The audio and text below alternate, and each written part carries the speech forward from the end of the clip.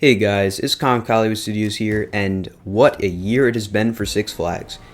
Six Flags started with major changes, as I've mentioned many times before, in November of 2021 when Mike Spanos was ousted as CEO and Selim Bassoul was brought in. Selim sought to make many changes to the chain in order to make it better, more premium if you will, and he certainly made a lot of changes. Some for the better, some for the worse. Made a lot of people very angry, made some people happy. Overall, it was an absolutely wild year for Six Flags in 2022.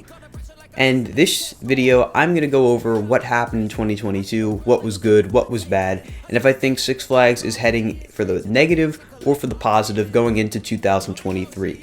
Of course, the parks were made much more expensive to get into during the 2022 season. There were many switches of the pass system throughout the year. I believe it was 3 or 4, if I'm not mistaken, where passes were changed, offers were removed. Of course, memberships were not being sold come the start of the 2022 season, which certainly aggravated a lot of people because the memberships were an absolutely incredible deal with the benefits you got for the price they were. Selim didn't want that. He got rid of those and brought in the new, more expensive passes that didn't have the same benefits. We were able to keep our memberships throughout this whole thing, and it worked out very well for us. The passes that are offered now, both past and present, are definitely expensive and definitely give you less than before, but I think overall the prices have kind of leveled out a little more than they used to be. It was very expensive at the start of the year, and it's slowly gotten better. The parks, of course, have been much less crowded throughout the year, which was Selim's plan. Selim didn't want people to be stuck waiting in lines or anything along those lines. He wanted people to be able to enjoy themselves, get on as many rides as they could, and I would definitely say that worked very well. I have never been able to go to the park so many times and just ride things over and over and over again and not have to get off, not have to wait in line. It really was great.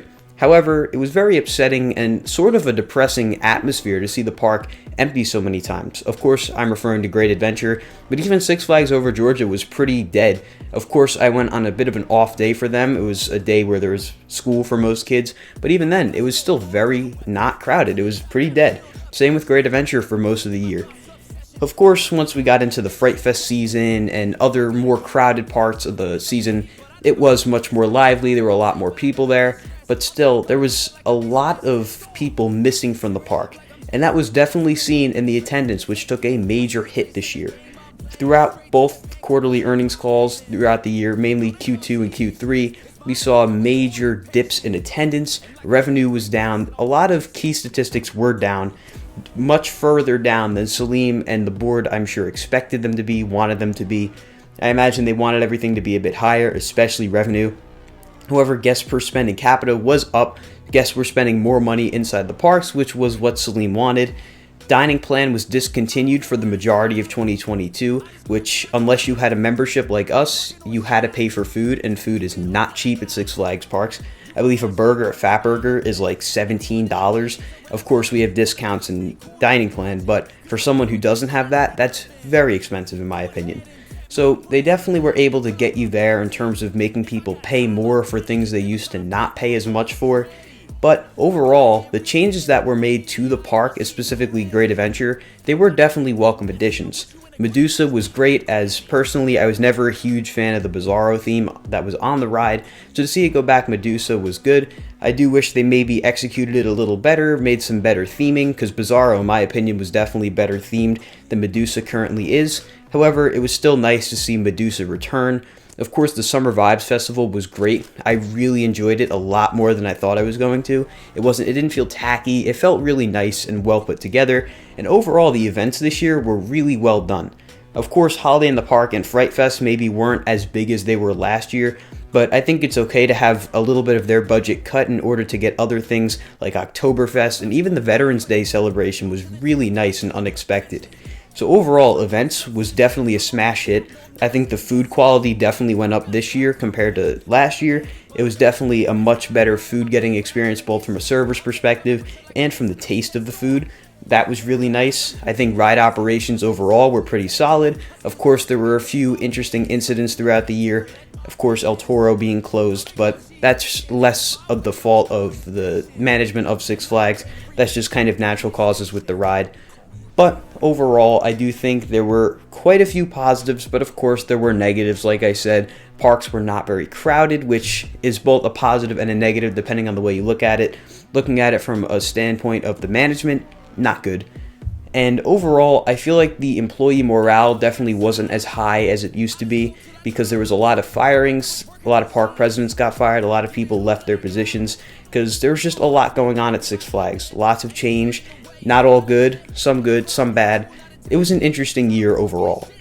Now, especially towards the end of 2022, I think Six Flags has been making it relatively clear as to what direction they're looking to head into in the future. The start of the year and the middle of the year, it was looking very dire. It was looking like we weren't getting any new coasters. It was all going to be events and family-oriented things, but that seems to be taking a bit of a turn. Of course, I was lucky enough to meet Selim twice, once back in April, to get to meet him and talk to him about what he was looking to do at the parks, and then I was able to conduct the first public interview with him as CEO back in October. The video will be linked down below and linked at the end of the video if you want to go check that out. But he had a lot of interesting things to say, and he is a nice guy, I must say that, and I really do think that he will be able to turn things around.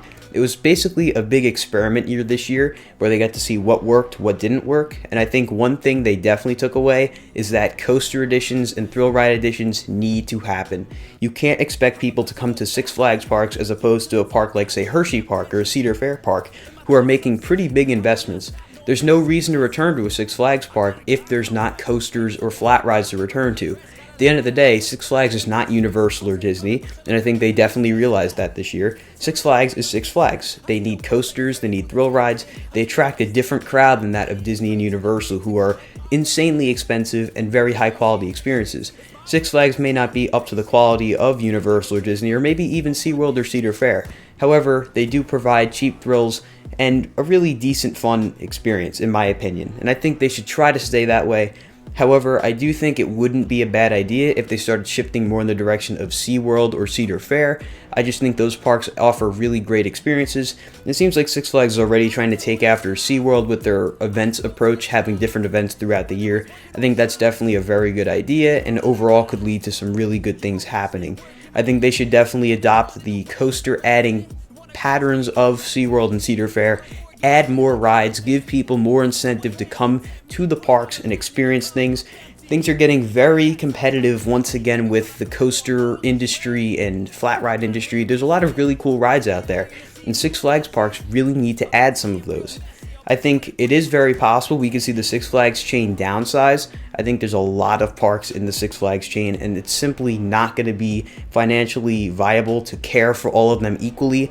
I think they're definitely going to stray more towards the bigger parks that get bigger attendance and profits, like, say, Six Flags Great Adventure, Magic Mountain, Fiesta Texas, etc. Those parks are definitely going to be the favorite parks, and I think it wouldn't be a bad idea to unload some of the smaller parks that maybe aren't making as much money and aren't going to get the same care that the bigger parks are getting. So with all that being said, where do I see Six Flags heading in 2023? I think at the start of the year, I probably would have said it's just going to continue to go downwards. However, I do think they're going to make a recovery. I think Six Flags is going to be back on the positive, back on the up. I think they're seeing what they did wrong in 2022 and taking that and using that to figure out how to make 2023 really good. I think 2023 and especially 2024 are going to be great years for the Six Flags parks. And overall, I think everything is going to work itself out and all wind up being great. But, of course, do you guys have different opinions or comments on my opinions? Leave them in the comment section down below. If you enjoyed the video, be sure to like and subscribe, and I'll see you all in the next video. Goodbye, guys.